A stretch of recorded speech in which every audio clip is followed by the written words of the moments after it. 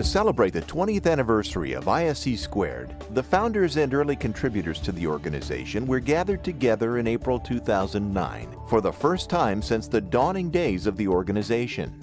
In addition to honoring the founders' vision and tireless dedication at a formal dinner, they were also interviewed before the festivities regarding their recollections and insights into the formation of the organization, its early struggles, the profession today, and the future of ISC Squared.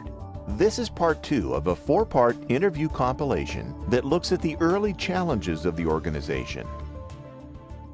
I have to laugh. We were kind of dumb when you think about it. We looked at other organizations that did certification programs, like the American Society for Industrial Security, and a couple others. And we thought, well, if they could do it, certainly we could do it. We're as smart as they are. The problem was they had organizations behind them. So as is this monstrous organization, they have staffing, they've got funding, and all these sorts of things. We're starting from scratch. And I don't think that really occurred to us. We thought, oh, you know, we're as smart as those guys. We can do it. Certainly we can do it. But boy, not having supporting staff and organization and funding was a tough road. So looking back, you say, gee, it was worth it all, right? But at the time, you said, you know, how many of us are there? How many will there ever be when we get to 60 or 70? Have we exhausted the space? Are we doing all this work for something that might not succeed? It's a high-risk endeavor in any case, right? It was clearly a high-risk endeavor. And you went from elation to panic to despair frequently. But, you know, we just kept plugging. The other problem was convincing both ISSA and the other organizations that were joining with us that it was the right thing to do for all of us to do this, that we would harm ourselves if we didn't do it as a consortium.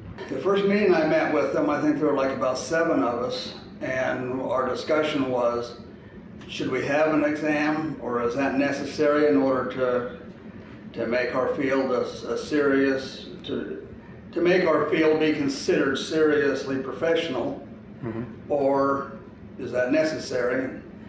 That was the first big discussion we had, so that was fairly early on.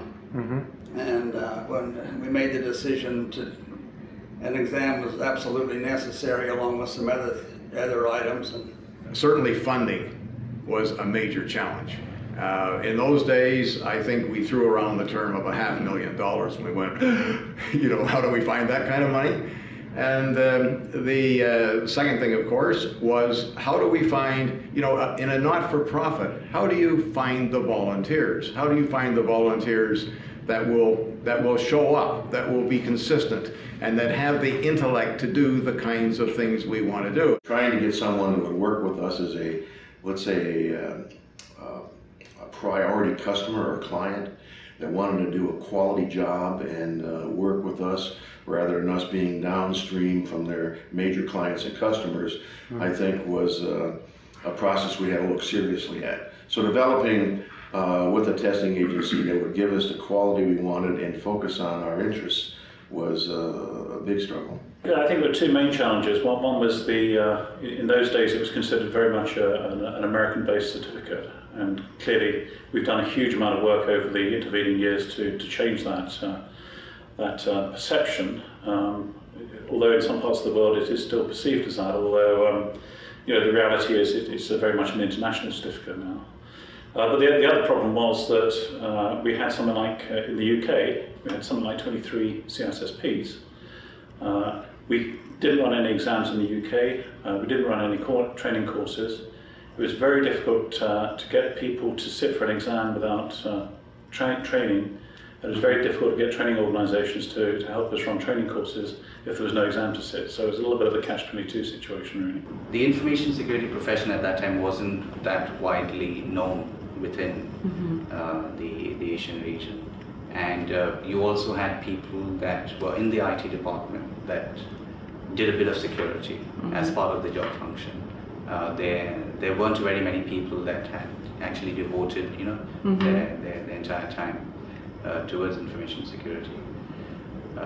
So it was a challenge in the sense that we had to speak to companies and to government to educate or actually make them aware as to the importance of having right people, you know, with the appropriate skill set to do the jobs that they've been tasked to do. There were times in the early days when I was worried that we would not be able to make it because of the financial situation. But the U.S. Postal Service came to our aid. They didn't know it, but they found out about the initial testing in 1994, and they said, we would like to have all of our security officers certified, all 20 some odd of them. And they said, do you have a review course that we can take to prepare them? And we said, no, we don't have one, but we'll make one if you'll pay for it. And they did, and that was our first $60,000. Stay tuned for part 3 of the ISC Squared Founders interviews on the state of the information security profession.